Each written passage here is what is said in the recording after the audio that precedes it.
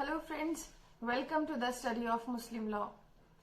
Friends, India की almost सभी law universities के करिकुलम में फैमिली लॉ एक इम्पॉर्टेंट सब्जेक्ट है और ज्यादातर स्टेट्स की जुडिशियल एग्जामिनेशंस में या और कॉम्पिटिटिव एग्जामिनेशंस में जो लॉ से रिलेटेड है फैमिली लॉ पूछा जाता है।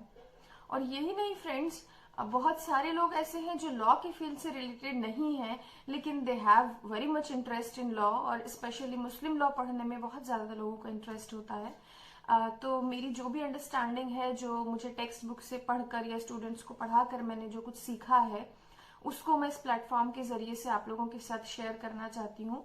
और I will try to keep it very simple ताकि ये सभी लोगों के लिए इसको समझना आसान हो जाए। तो फ्रेंड्स, फैमिली लॉ में बेसिकली हम लोग मुस्लिम लॉ और हिंदू लॉ, दो लॉज को पढ़ते हैं इंडिया में। तो यहाँ पे हम लोग मुस्लिम लॉ डिस्कस करने वाले हैं। फ्रेंड्स, मुस्लिम लॉ को पढ़ने का एक पैटर्न, एक तरीका है जिसको आप लोग नोट कर लीजिए, और हम पूरे मुस्लिम लॉ को इसी पैटर्न को फॉलो करते हुए पढ़ेंगे।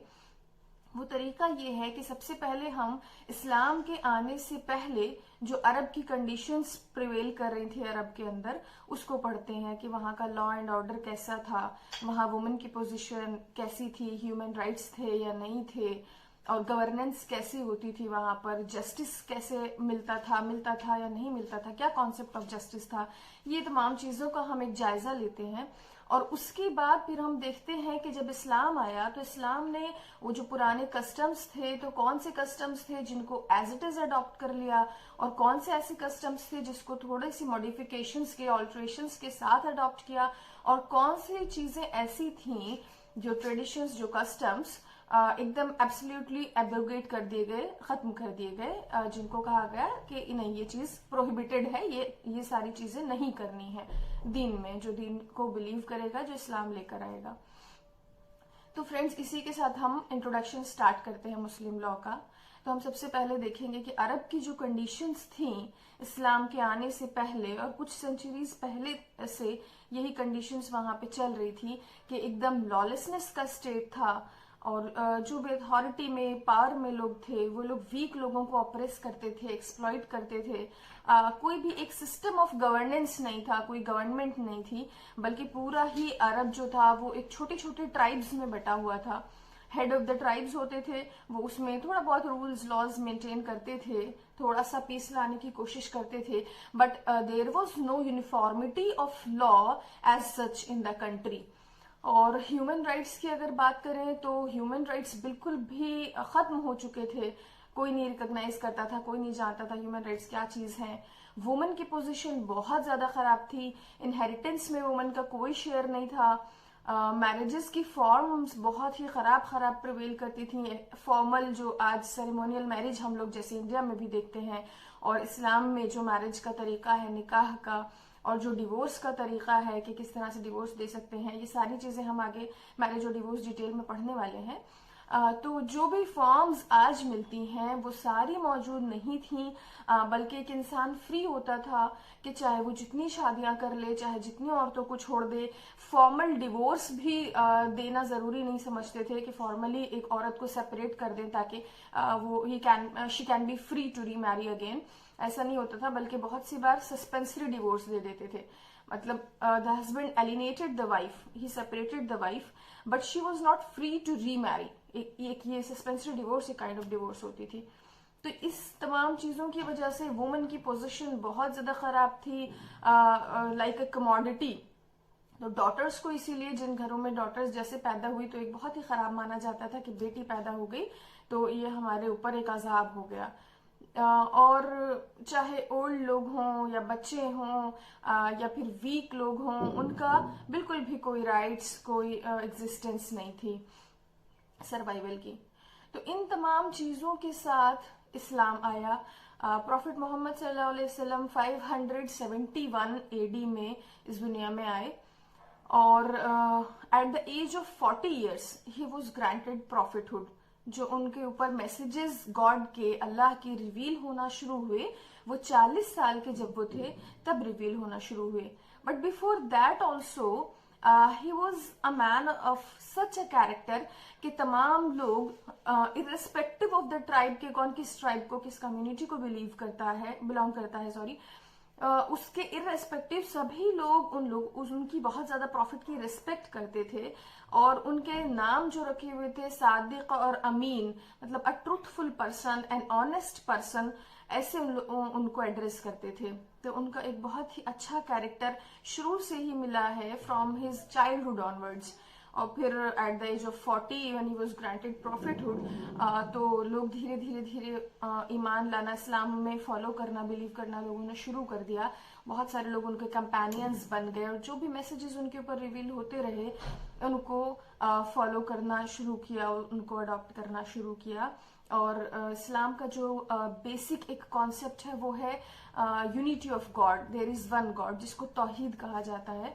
तो उसमें बहुत सारे लोग बिलीव करने लगे, लेकिन क्योंकि अभी तक नॉन बिलीवर्स का नंबर जो था वो बहुत ज्यादा था और prophet was born in Mecca, in the city of Mecca.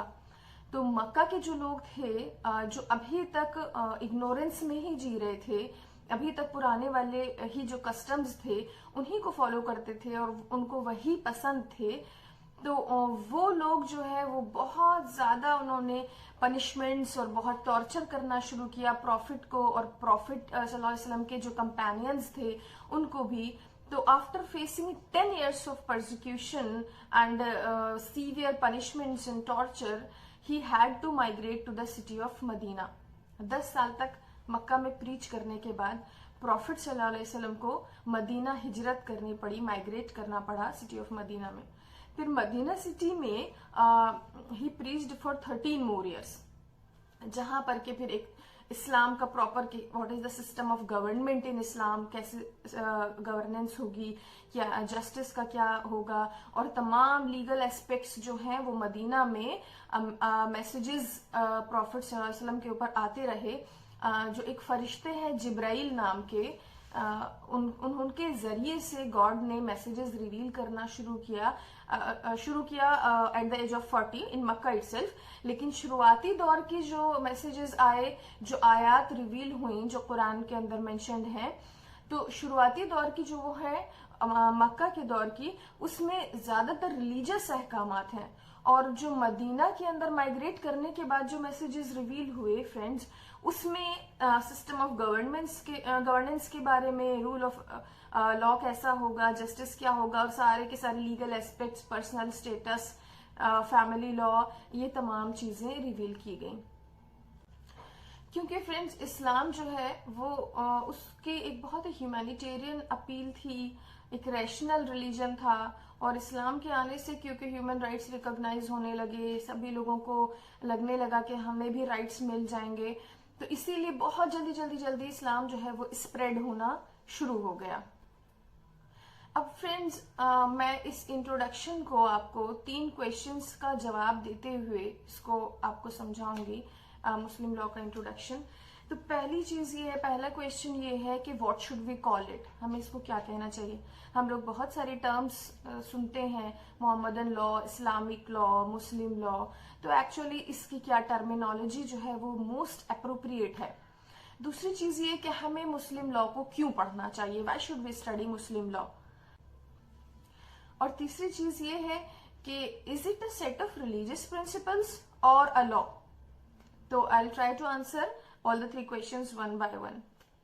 तो पहला क्वेश्चन जो है कि what should we call it. तो फ्रेंड्स एक्चुअली जो टर्म मोहम्मदन है ये ब्रिटिशर्स ने कॉइन की on the analogy of the word Christian. Christian means followers of Christ, Christ को, जीसस क्राइस्ट को मानने वाले लोगों को क्रिश्चियंस कहा जाता है। तो उसी एनालॉजी, उसी से ड्रॉ करके मोहम्मद को मानने वाले मोहम्मदन्स ऐसे कर दिया गया कॉइन, और फिर उनका लॉ जो है वो मोहम्मदन लॉ। और बहुत सारे जूरिस्ट्स ने भी इस टर्म को यूज किया है, लेकिन एक्चुअली ये टर्म बहुत ज्यादा दिन तक यूज में नहीं रह गई। इसके रीजंस हैं, और इसका बेसिक रीजन यही है कि एक्चुअली इस्लाम में जो प्रॉफिट मोहम्मद की पोजीशन है वो पोजीशन नहीं है। जैसे इंडिया में हम देखते हैं लॉर्ड कृष्ण, लॉर्ड राम की जो पोजीशन है, तो कहा जाता है कि ये भगवान के अवतार हैं, गॉड के अवतार हैं।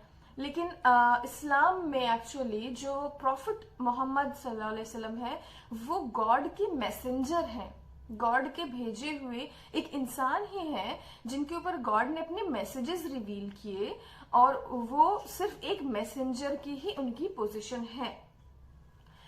तो इसीलिए हम लोग जो मुस्लिम्स हैं उन वो दे आर नॉट कॉल्ड मोहम्मदन्स, वो मोहम्मद के फॉलोअर्स नहीं कहलाते हैं, बल्कि वो इस्लाम को मानने वाले लोग कहलाते हैं। इस्लाम इज दैट रिलीजन जो प्रॉफिट मोहम्मद सल्लल्लाहु अलैहि वसल्लम के ऊपर रिवील हुआ, जो गॉड ने रिवील किया, वो रिलीजन का नाम इस्लाम है, और उसको मानने वालों को मुसलमान या मुस्लिम्स कहा जाता है। मुस्लिम एक्चुअली एक अरबिक वर्ड है, तो इसीलिए जो मुस्लिम लॉ टर्म है इसके लिए वो मोस्ट अप्रोप्रिएट है कि इस्लाम को मानने वाले मुस्लिम्स और मुस्लिम्स जो लॉ फॉलो करते हैं उनका लॉ मुस्लिम लॉ। तो द मोस्ट अप्रोप्रिएट टर्म जो सबसे ज्यादा वाइडली वेल नोन हो गई वो मुस्लिम लॉ है। अब second question was why should we study Muslim law, हमें मुस्लिम लॉ को क्यों पढ़ना चाहिए। तो फ्रेंड्स, पूरी दुनिया में अराउंड 1.7 बिलियन मुस्लिम्स हैं, जो कि 1/6 of the total world population है, जो अराउंड 48 नेशन स्टेट्स में लार्ज मेजॉरिटी में मुस्लिम्स हैं, और जो अलग अलग कॉन्टिनेंट्स में एशिया, अफ्रीका, यूरोप सब जगह पे कंट्रीज स्कैटर्ड हैं, उसके अंदर बहुत सारे कंट्रीज में मेजॉरिटी में मुस्लिम्स हैं, और ऐसी बहुत सारी कंट्रीज हैं जहां पे मुस्लिम्स लार्ज माइनॉरिटीज में हैं, जिसमें इंडिया टॉप पर है। इंडिया में अराउंड 170 मिलियन मुस्लिम्स हैं। तो उन कंट्रीज में जिसमें मुस्लिम्स माइनॉरिटीज में है, लार्ज माइनॉरिटीज में, उसमें भी इंडिया टॉप पर है। तो इसीलिए it becomes necessary to study Muslim law. तो friends, the third question is it a set of religious principles और इज इट अ लॉ। क्या ये कानून है या ये सिर्फ और सिर्फ कुछ धार्मिक उसूल है इसके अंदर। तो फ्रेंड्स, ये लॉ भी एक्चुअली इस्लाम में बहुत ही इंट्रिकेटली मिक्स्ड है दोनों चीजें, रिलीजन और लॉ। शरिया जो एक टर्म है जिसको उर्दू में शरीयत कहा जाता है, उसके अंदर वो दोनों चीजों को इंक्लूड करती है, रिलीजन को भी और लॉ को भी। अब रिलीजन है ये तो एवरीबडी नोज, लेकिन how it is a law. तो फ्रेंड्स, क्योंकि मुस्लिम लॉ के अंदर एक proper magnificent system of jurisprudence है जिसको अरबी में फिक्ह कहा जाता है, और इसके अंदर फैमिली लॉ कंप्लीटली मेंशन्ड है, क्रिमिनल लॉ का पूरा सिस्टम है, एडमिनिस्ट्रेशन ऑफ जस्टिस कैसे होगा, गवर्नमेंट का पूरा सिस्टम दिया हुआ है। और लेट मी टेल यू कि गवर्नमेंट जो है इस्लाम के अंदर वो डेमोक्रेसी वाली गवर्नमेंट है। डेमोक्रेसी को बताया गया है कि जो इस्लामिक रूलर होगा वो कोई मोनार्क नहीं होगा, वो जो है कोई आर्बिट्रेरीली कोई रूल्स और लॉज नहीं बना सकता है, बल्कि each and every law should be in consultation with the people. सारे लॉज जो है वो जनता की कंसल्टेशन से, जनता के रिप्रेजेंटेटिव्स की कंसल्टेशन से ही बनाए जा सकते हैं। तो इस्लाम में इतना जो पुराना है उतना पहले से डेमोक्रेसी का सिस्टम दिया गया है पूरा का पूरा, और उसको शूरा कहा जाता है। तो फ्रेंड्स, जब तमाम लीगल एस्पेक्ट्स को ये कवर करता है, और एक्चुअली ये इतना ज्यादा अब डेवलप हो चुका है, जो इंटरप्रेटर्स ने और जूरिस्ट्स ने इसके अंदर जो थोड़े बहुत मॉडिफिकेशंस की जरूरत थी, वो उसको मॉडिफाई करके विद टाइम, क्योंकि एक्चुअली जैसे जैसे जैसे टाइम बढ़ता है तो डेली नई सिचुएशंस अराइज होती हैं, तो ये मुस्लिम लॉ डायनामिक भी है, वो टाइम के साथ साथ चेंज भी होता है, बिकॉज इट इज ये जो बनाया गया है ये कयामत तक के लिए बनाया गया है। और क्योंकि प्रॉफिट मोहम्मद सल्लल्लाहु अलैहि वसल्लम जो है वो इस्लाम के वो जो है आखिरी नबी माने जाते हैं इस्लाम में, कि वो आखिरी नबी, उनके बाद कोई नबी नहीं आएंगे, और कुरान के बाद कोई भी होली बुक, कोई डिवाइन बुक नहीं आएगी। तो इस्लामिक मुस्लिम लॉ जो है वो एक्चुअली डिवाइन लॉ है। तो ये क्योंकि लास्ट लॉ है, ये क्योंकि लास्ट बुक है, ये क्योंकि प्रॉफिट मोहम्मद लास्ट प्रॉफिट है, तो इसीलिए इस लॉ को इतना डायनेमिक बनाया गया है कि विद टाइम, जैसे with advancement of time, with advancement of science and technology, जैसे जैसे नए क्वेश्चंस अराइज होंगे, नई सिचुएशंस अराइज होंगी, जैसे कि एग्जांपल आप ले लीजिए कि टेस्ट ट्यूब बेबी, जो पहले कभी इमेजिन भी कोई नहीं कर सकता था कि टेस्ट ट्यूब बेबीज भी बॉर्न किए जा सकते हैं। तो अब क्या, whether it is allowed in Islam और not, whether organ transplantation is allowed in Islam और नॉट, तो इन तमाम क्वेश्चंस को जवाब देने के लिए it has to be dynamic ना। तो Islamic law, sorry, Muslim law is dynamic. तो वो इंटरप्रेटर्स ने और जूरिस्ट्स ने इसको टाइम टू टाइम इंटरप्रेट किया है और उसको उसके अंदर जो है डेवलपमेंट्स लेकर आए हैं जो आज हमें modern form of Muslim law मिलती है। But one thing is very important कि हमेशा मुस्लिम लॉ के इंटरप्रिटेशन के लिए हमें इस बात का ध्यान रखना होता है कि it has to be in conformation with Quran and Sunnah only. जो भी डेवलपमेंट किया जाए चाहे उसको कुरान और सुन्ना के बेसिस पर ही और उसकी कंसल्टेशन के साथ ही हम कोई भी उसमें मॉडिफिकेशंस कर सकते हैं। जैसे कि आप एग्जाम्पल ले लीजिए कि इंडिया में जो fundamental law of the land है, जो बेसिक जो सुप्रीम लॉ है वो है कॉन्स्टिट्यूशन। तो सारे लॉज जो भी बनेंगे इंडिया के अंदर, चाहे वो स्टेट गवर्नमेंट बनाए चाहे वो यूनियन गवर्नमेंट बनाए, वो सारे कॉन्स्टिट्यूशन की कंफर्मेशन में ही होंगे। कोई भी लॉ अगर ऐसा होता है कि जो कॉन्स्टिट्यूशन के किसी भी प्रोविजन को वायलेट करता है या उससे कॉन्फ्लिक्ट में होता है तो वो लॉ फौरन रिपील कर दिया जाएगा क्योंकि कॉन्स्टिट्यूशन इज सुप्रीम। तो similar is the case with Muslim law कि कुरान जो है, कुरान ही सुप्रीम है। तो कोई भी लॉज जो मॉडिफाई होंगे, जो नए लॉज डेवलप होंगे, वो सब के सब सिर्फ और सिर्फ कुरान की और उसके बाद फिर सुन्ना की कंफर्मेशन में ही होंगे, कंसल्टेशन में ही होंगे और उसकी कॉन्फ्लिक्ट में कोई लॉ नहीं बनाया जा सकता। तो फ्रेंड्स, आई होप कि आप मुस्लिम लॉ से थोड़ा बहुत इंट्रोडक्शन आपका हो गया है। अब हम वन बाय वन आगे सारे कॉन्सेप्ट्स को पढ़ेंगे। इसके बाद हम सबसे पहले पढ़ेंगे कि इंडिया में मुस्लिम लॉ का क्या स्टेटस है, क्या लीगल स्टेटस है। नेक्स्ट वीडियो में हम वो डिस्कस करेंगे। उसके बाद फिर हम वन बाय वन सारे कॉन्सेप्ट्स, मैरिज, डॉवर, डिवोर्स, इनहेरिटेंस, सारे कॉन्सेप्ट्स को one by one next videos में पढ़ेंगे। Thank you.